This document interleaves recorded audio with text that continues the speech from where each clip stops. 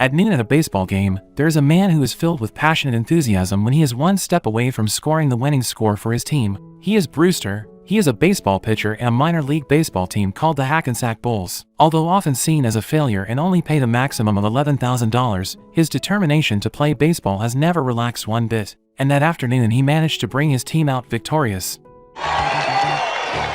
To celebrate his victory, Brewster and his best friend named Spike go drinking beer to the bar. There they also spread charm to women, and when they asked women out on a date, suddenly he was visited by a well-built man who turned out to be the woman's husband. Fearing that her position as wife might be fired, she then pitted Brewster against her husband, causing a riot.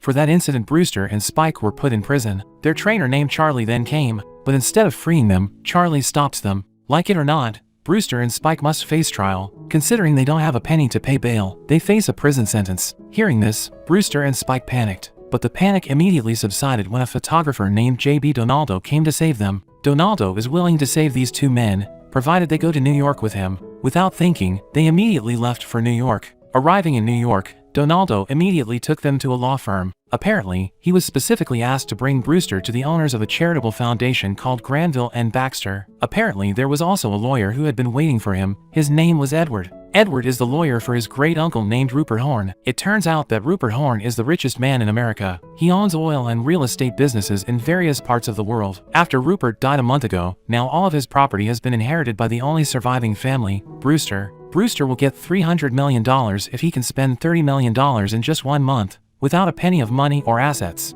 If he fails, all of the proceeds will go to Granville and Baxter's charitable foundation. Brewster must keep this mission a secret from everyone. Having never had a credit card in his life, he didn't want to pass up this rare opportunity. He then accepted the challenge, and to keep an eye out for cheating, Granville and Baxter deliberately sent a lawyer who would oversee Brewster's expenses. She is Angela. Brewster then told that news to Spike that he was now a billionaire. However, Spike thinks it's just a joke. But when he showed up his huge bankroll, Spike could only hang on. Jeez, we're gonna have a lot of fun. Spike then credits him for keeping his eye on that kind of money. However, Brewster quickly squandered all that money, starting from hiring random people, buying a baseball team, renting a limousine with a driver, to treating and renting hotels for people from the same village. You guys like a feet? Yeah! News of Brewster becoming the richest man in the world quickly spread throughout the country. The next day, Angela nagged at all the suggestions that Brewster was so recklessly spending his money on trivial things. The chatter was suddenly interrupted when Angela's boyfriend,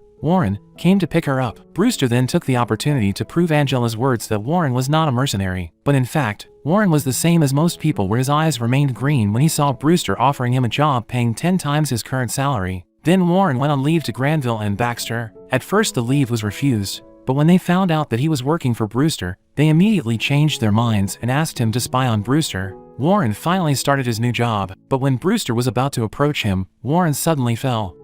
Hey, watch out!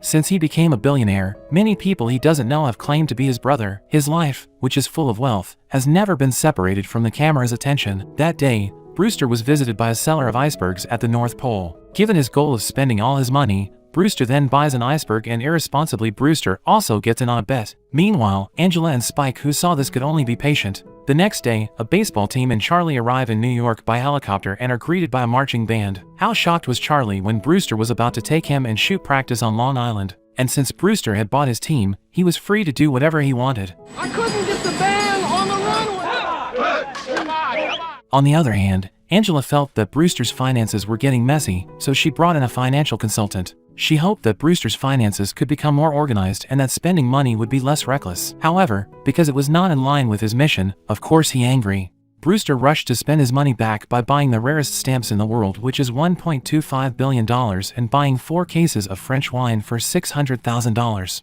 But everything he did was in vain. It turned out that the iceberg he bought at that time made a huge profit, and he actually won the bet. Brewster was completely confused. Without thinking, he gave up all the betting money to charity. However, Angela was against Brewster's decision, because many cases had been helped but asked for more. To melt Angela's mind, Brewster then invites her to lunch together. She accepted the invitation, but as they are about to leave, a car hits Brewster's car. Instead of asking for compensation, he told the car owner to pretend to be injured and give him the money. Seeing all that, Angela was automatically astonished. She didn't even want to introduce him in front of her relatives and family. That night, Angela has a drinking appointment with Warren. Instead of making her mood better, he makes Angela's mood worse. Heartlessly, he accuses her of having feelings for Brewster. Angela's feelings for him were no longer the same as before. Not accepting the accusation, she immediately left the place. In the morning, again and again Spike gave the good news that Brewster's money had increased by another $10 million.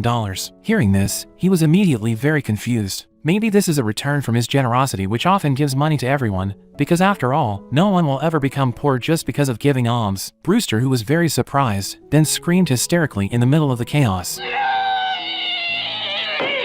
He suddenly had a brilliant idea. To spend all that money, he finally descended into politics. He was running for mayor and word quickly spread. Who would have thought that his popularity as a politician was increasing? He even managed to win the hearts of the people of New York, and the money he had was slowly decreasing.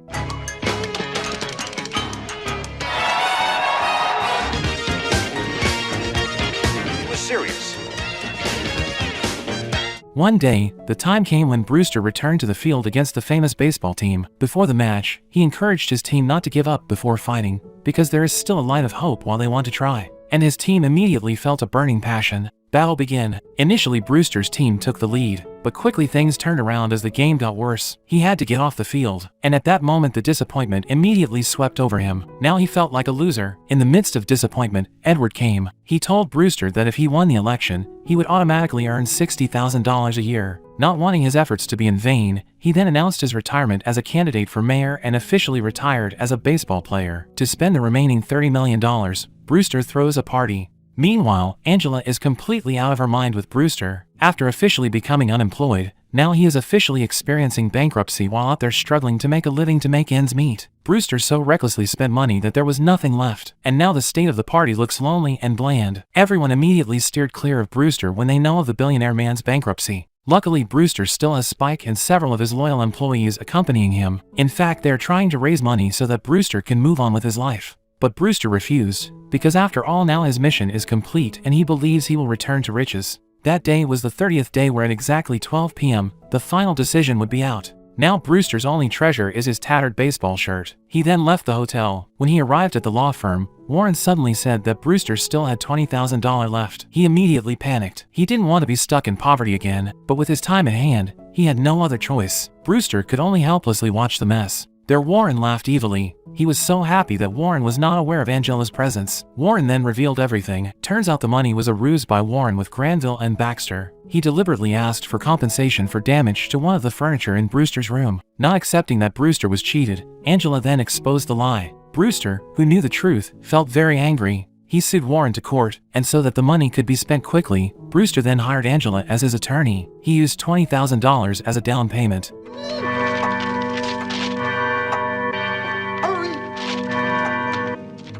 Finally, Brewster managed to get his inheritance. Besides holding $300 million, Brewster also managed to hold Angela's heart to always be by his side. And the movie ends.